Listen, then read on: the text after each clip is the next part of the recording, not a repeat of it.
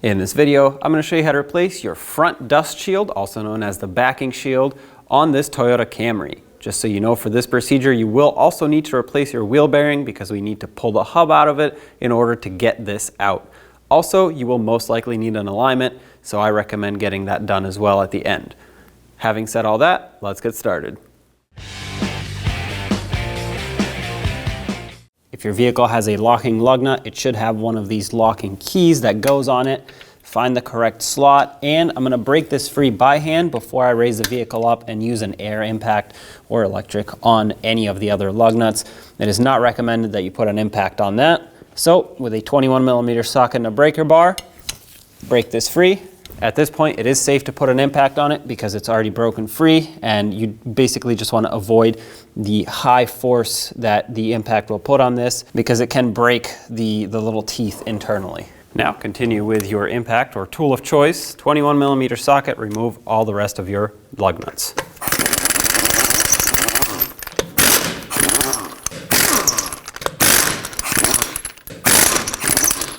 Remove your wheel. If it's stuck, give it a little tap. It should pop right off. The axle nut should be squished in a little bit, peened over right here, just to lock it. So take a punch that fits in there or any other tool that you might have and give it a few taps to hopefully raise this ridge up just a little bit. Now take a 30mm 12-point socket and remove your axle nut. If you don't have a powerful impact to do this with, it's going to take quite a bit of force by hand. You're going to want to either put the wheel back on and pop the center cap off, put this on the ground and just wrench it, or use the breaker bar, or you can put a pry bar between the studs, but if you have an impact, that is going to be a whole lot easier.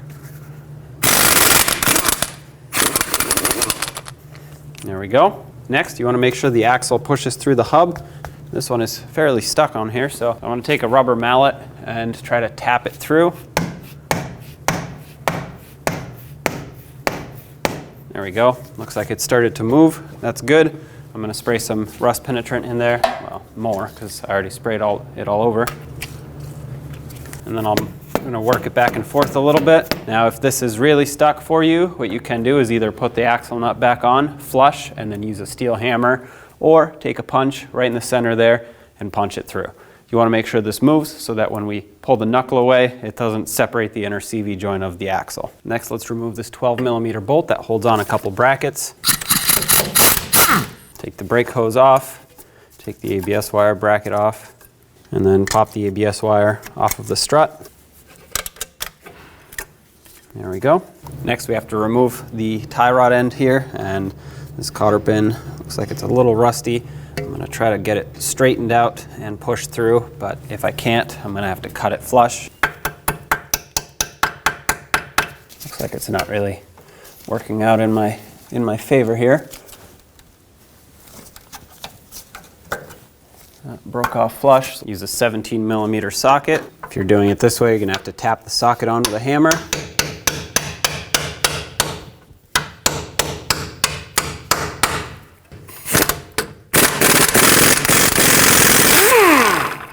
Now tap the side of the knuckle here. That should pop the tie rod free from the knuckle.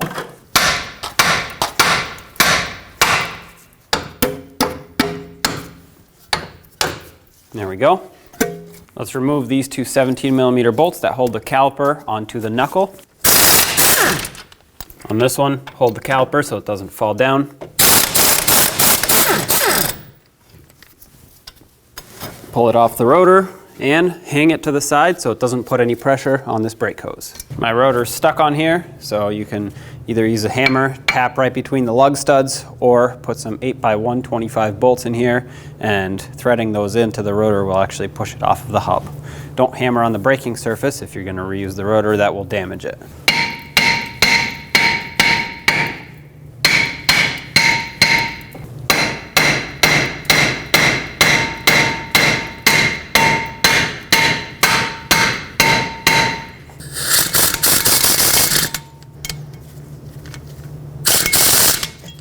Okay, there you go.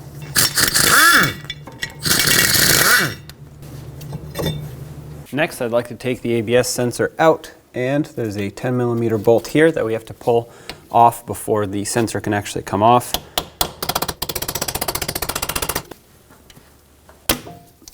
There we go. Take this out. I'm going to spray some rust penetrant in here so that I can soak it down. Now I'm going to grab some pliers. With my pliers, I'm going to grab it right on the end here, spin it, and pull it straight out. Now let's remove the strut bolts that hold the strut onto the knuckle, 22mm wrench on the bolt side, and 22mm socket on the nut side. Sometimes they get seized in here, in which case you'd have to tap them out. I'm going to remove this one completely. Looks like someone's been in here before. Mine have anti-seize on them, which is a good thing. Take this one out as well.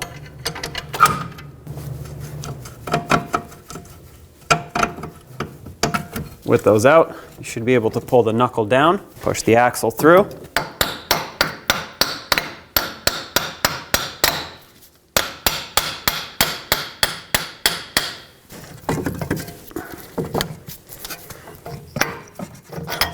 Okay, there we go.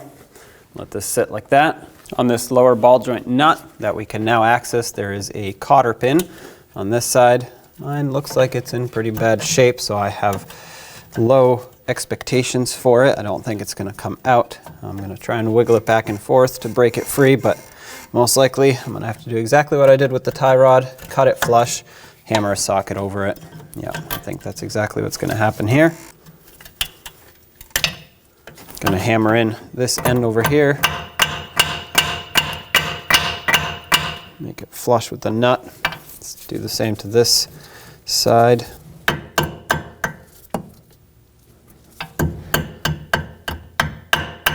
You're going to need a 19mm socket for this.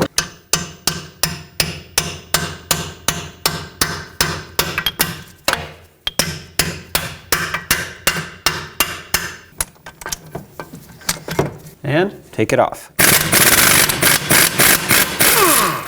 There's nothing holding this ball joint stud to the knuckle other than the pressure of it being pressed in there. So let's get a hammer, hold up on the knuckle and down on the control arm. Naturally, it's going to want to swing down, and this should pop free.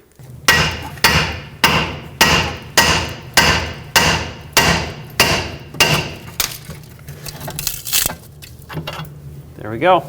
With our knuckle on the workbench, let's remove this protective ring here with a pry bar, screwdriver, whatever you have, so that we can get to the snap ring that holds that wheel bearing in it down. This one is probably going to get a little bit bent, but that's okay. We can fix it afterwards.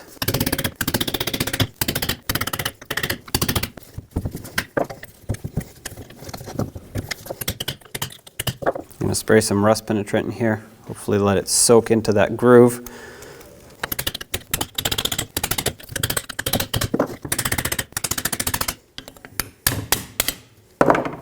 Okay, I'm going to try and wire brush this area here so I can expose as much of the snap ring as I can. It is super rusty in here, so I'm going to soak it down with rust penetrant.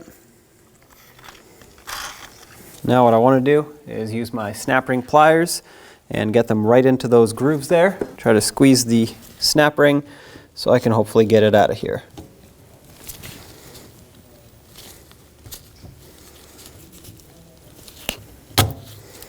Okay, that's pretty stuck. So what I'm going to do is take a punch and very gently tap this end of the snap ring to hopefully break it free.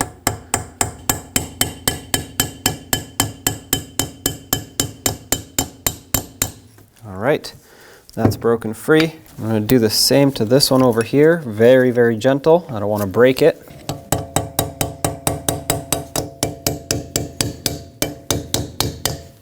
We have movement on both. That's good. Now, let's get the pliers in here. Squeeze this and hopefully remove it. Yeah, watch your fingers.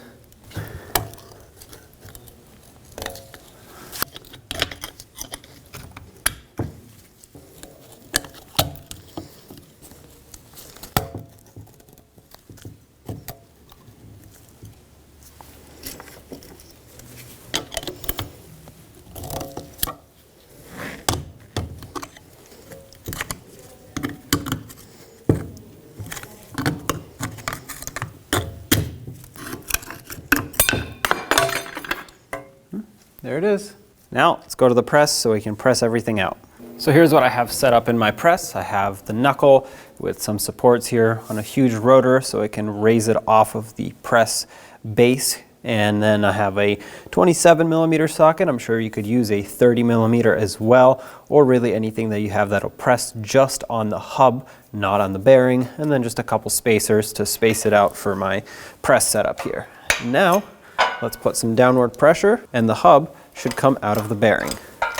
Yep, it's already pushing out.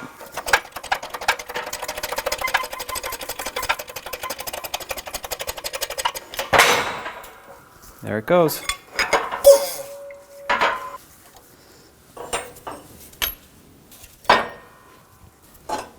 There's that. Now I flipped the knuckle upside down because the bearing will come out through the backside. I'm going to take the inner race that is still in here, pop it out, and I'm going to put it right on top. And take a 36mm socket, punch that out.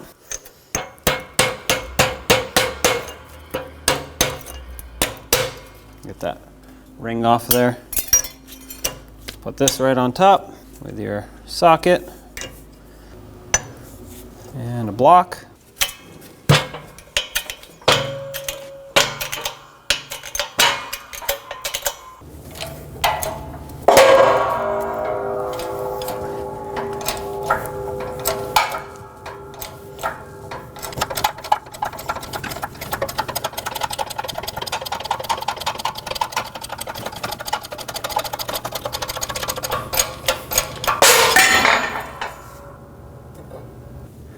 There's the bearing, and there's our knuckle. Let's go over back to the workbench and clean this all up. Now I'm going to take a very small wire wheel and stick it right inside the groove of that snap ring. I want to clean it all out. It was pretty rusty when the snap ring came out, and speaking of snap rings, I cleaned this one up. It is reusable, although I do always recommend getting a new one. If you don't have a new one, you can't source one, you can clean this one up, inspect it, and reuse it.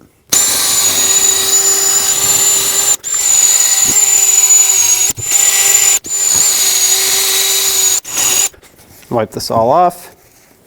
You also want to make sure you clean right down in here where the wheel bearing bottoms out. If there's any debris, it won't go down all the way, so that would be an issue.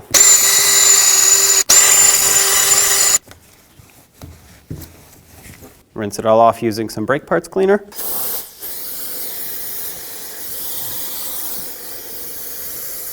Now to get this backing shield off, you have 4 10mm bolts.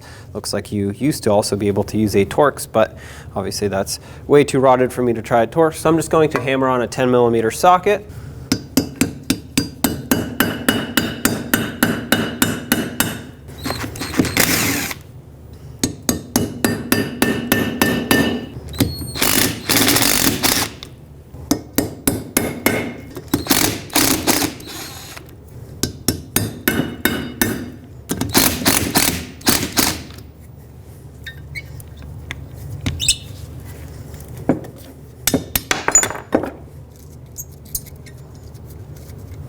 All right, and now you should be able to move this around and take it off of the knuckle.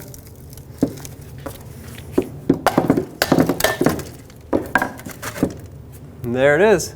Clean up this area a little bit so the new backing shield has a good surface to mount on. I'm not looking to make this brand new, but I just want to have it a little bit cleaner than it was before. I recommend you do the same if your knuckle is this rusty. I'm going to coat this with some anti-seize grease. Now, I am aware that a lot of this will wash off with time, but hopefully underneath where the backing shield actually sits, it will prevent it from rotting out as fast, since there is already rust built up here. Take the new backing shield and slide it down. Make sure you have the correct side. This is where the caliper mounts. And then this hump right here is for the ball joint, so make sure that's properly located. Tap it down, line it up with the bolt holes, and now let's put in all the bolts. If your bolts are in poor condition, cannot be reused, then source new ones.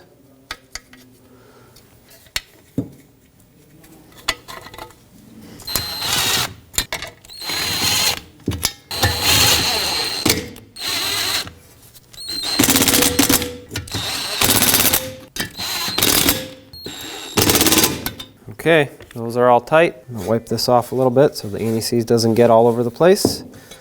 Now we can go put our bearing on. All right, we're back at the press. The knuckle is cleaned up. It's ready to accept the new bearing, and here it is. I'm gonna slide it on. I also have this set up on these two steel pieces that are perfectly flat. The way this is gonna press in is from the backside here, and I'm going to use the old bearing to press in the new one. That is because you wanna press on the outer race, not on the inner race. I'm gonna put this in, and then I'm gonna use this aluminum block here just as a spacer to take up the space, and also it'll help me press perfectly flat on this surface. That's set up. Let's apply some pressure. As you bring this down, you want to make sure it goes in even. If it starts going in at an angle, stop right away and try to correct that. Otherwise, you'll have bigger issues. It's bottomed out. Let's apply some pressure.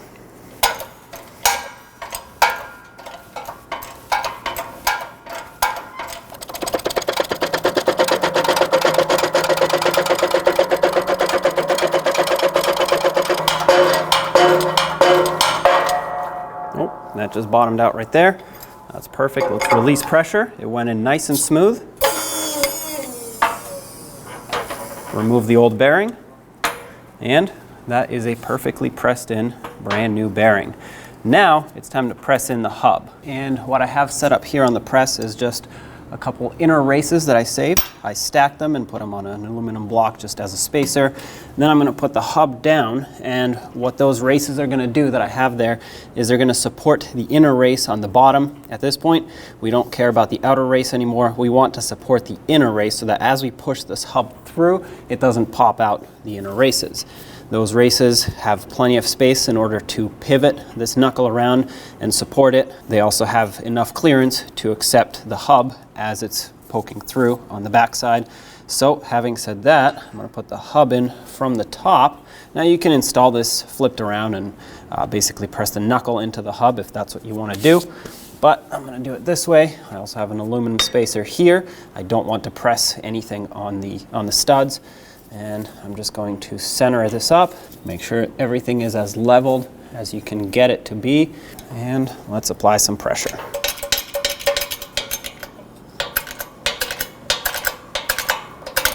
That's starting to press in. Make sure it's nice and smooth. You can spin this around a little bit as you press this in to ensure that it doesn't bind up. If you can not spin this anymore while you're pressing the hub in, something is bound up, stop and fix the issue before you go all the way down in.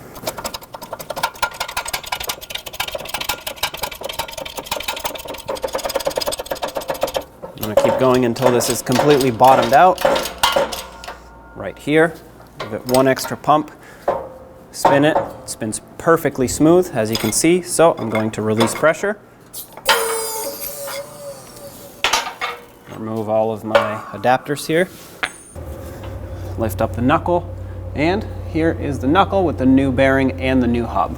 Now let's get the snap ring in place. It doesn't matter which direction you put it in. If you have a new one, obviously, install your new one. Mine is in good condition, so I'm going to reuse it. I'm going to use my snap ring pliers to pinch this and then squeeze it and put it down into the groove. Just like that. Watch your fingers when you do this. It is pretty powerful. All right, that expanded nicely. It's seated in there. Tap this with a screwdriver gently. Yep. Making sure it's seated. When you do this, if you have to tap it, make sure you don't tap the seal on the bearing. That looks perfect. And the last piece of the puzzle is going to be this collar here that sits around the bearing or around the snap ring in the knuckle. You just want to make sure you line up this hole with the ABS hole right here. And this, you can just take a rubber mallet and tap it down. Make sure it's seated properly. You're gonna have to hold one side while you tap the other side.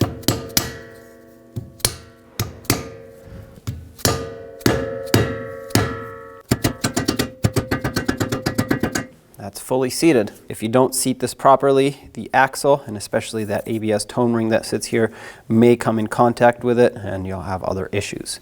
At this point, this knuckle is ready to go back on the vehicle. On the axle, I recommend putting some anti-seize or some type of grease on the splines at least, just so that it doesn't get seized onto the hub in the future. You don't have to go very thick on the coating, just a thin layer should do. Try to avoid getting it on the threads, just keep it on the splines. Now take your knuckle, put it on the ball joint stud. Let's get this mounting nut on. Let's snug it up now. The torque for this is going to be 91 foot-pounds.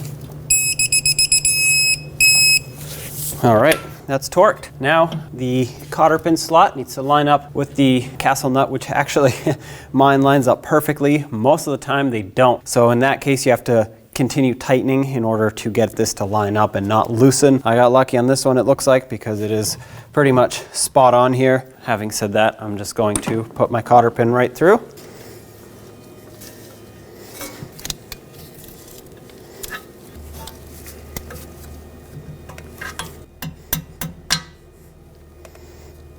There we go. I bend the other one down. However you bend it, you want to make sure that it's not in the way of the axle shaft that will be going right through here.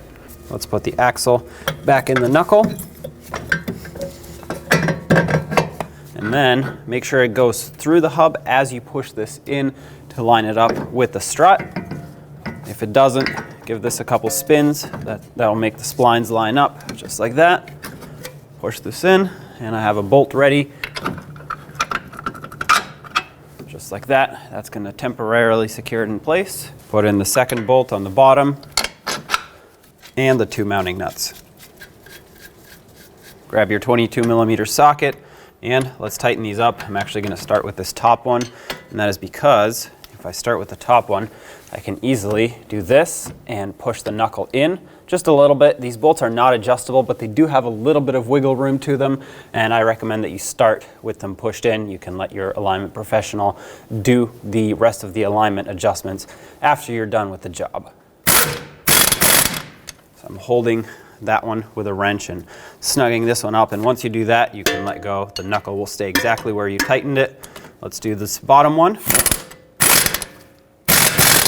The torque for these bolts is 214 foot-pounds. Grab your torque wrench and hold the bolt side if needed. I recommend torquing the nut side because that usually gives you a more accurate torque since you are overcoming the friction of the entire bolt. The torque wrench says it's torqued, but I did see the bolt spin a little bit, so I'm going to try this again while holding this. There we go. I want to make sure that it's actually tight. Let's do the same to the bottom one. There we go, that's tight. All right, now let's put on the axle nut. I'm gonna bottom it out with a power tool, and then the torque for this is 217 foot-pounds.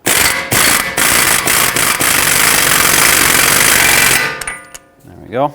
Not too worried about over tightening it with this tool since it's such a high torque. Now I'm gonna grab my socket and torque it, but in order to stop this from spinning, I'm actually gonna put a pry bar through the lug studs. You can prop it on the ground. In my case, I'm gonna try and prop it on the lift arm, but in order to torque this, you're gonna need this to stop spinning. This is my setup here. Make sure that if you're using a pry bar like this, you have it put flat between the lug studs so that it doesn't actually destroy the threads.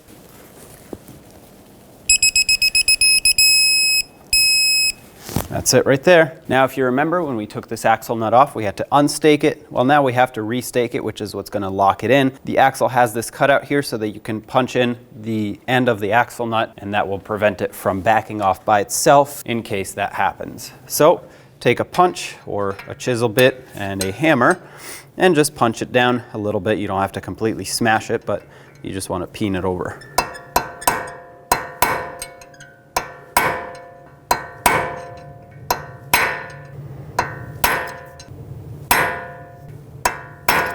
That should be good right there. Now I'm going to coat this hub in some anti-seize, and I'm going to do that so that it doesn't rust in the future. Just a thin layer all around will do the job. I'm also going to focus right around the center of the hub here. That's where the rotor will also seize, a main contact point, and then a thin layer across the face of the hub. If you put too much, it will actually start flinging off as you drive, especially at highway speeds, and you want to avoid that. So you just want a coating enough to prevent rust, but not enough to actually get all over the rotor. once you start driving. Try to avoid getting it on the lug studs. That will actually provide you with a false torque on the lug nuts, so that is not a good thing. These are already coated, they will not rust. Do not put any grease on them. I cleaned up the backside of my rotor since I'm reusing my old rotor. It had a little bit of rust built up, and I did not want to put that back like that because right here where the hub sits, if it's not perfectly flat, it's going to cause braking issues. So with that sanded down, I'm not worried about coating it because the anti-seize off of the hub will actually get on the rotor too. I'm going to slide this over, make sure that seats nicely just like that. Perfect. Now take your caliper, slide it over the rotor. Those pads, if they don't fit, put them at an angle like this, and then just push it on. I have my bolts ready to go here. Once the bolt holes line up on the caliper, start them in by hand.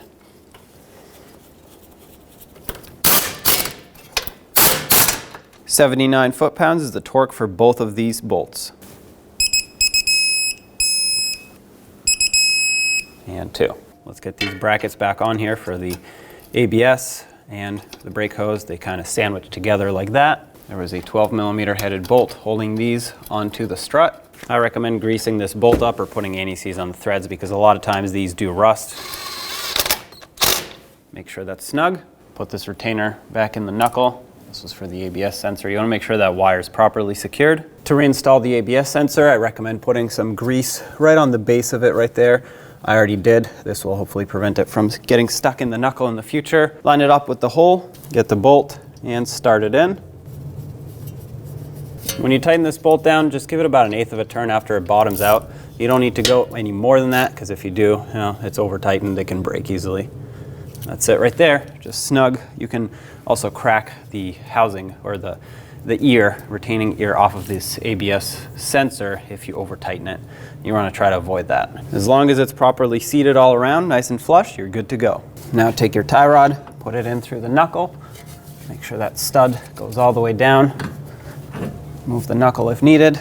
Let's get that castle nut back on. If your cotter pin broke like mine did at the beginning, or you had to cut it, make sure you drill that out.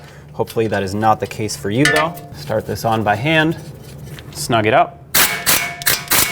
The torque for this is 36 foot-pounds. The trick here is that when you finish torquing it, you want that cotter pin slot to line up with the slot on the castle nut. If it does not, continue tightening, not loosening, to get it to line up.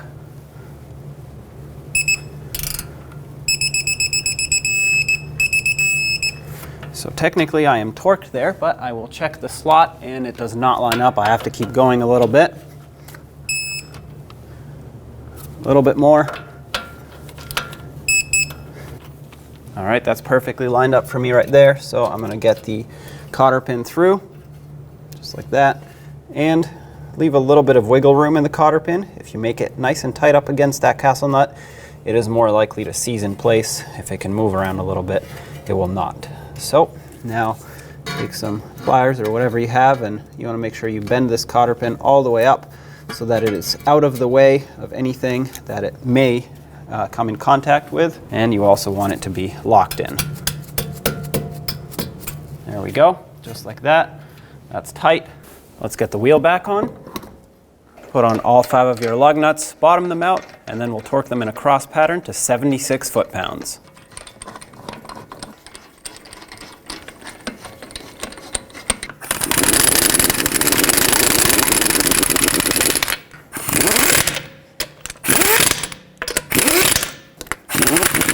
Once again, 76 foot-pounds in a cross pattern.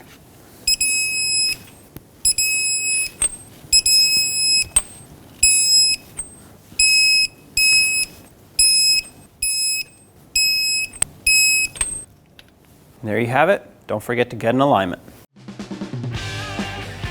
When only the best will do, demand TRQ. The only company that lets you view before you do. TRQ is committed to offering the highest quality aftermarket auto parts that are engineered for peace of mind. Thanks for using and viewing with TRQ.